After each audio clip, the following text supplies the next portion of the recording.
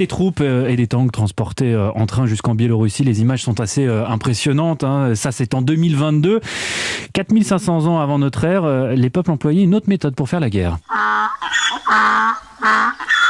Et oui, vous avez même le bruitage puisqu'on va parler de l'âne. Vous reculez devant rien. Un âne hybride, bien sûr, il faut joindre la parole au son utilisé. Cet âne hybride, il a été utilisé par les Mésopotamiens sur les champs de bataille.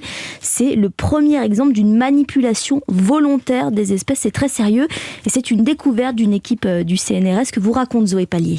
Ce sont des ânes plutôt trapus apparus il y a plus de 4500 ans. Les Mésopotamiens les utilisaient lors des combats pour tirer leurs chars. Ces équidés appelés kunga avaient pour mère une ânesse domestiquée et pour père un âne sauvage d'une autre espèce.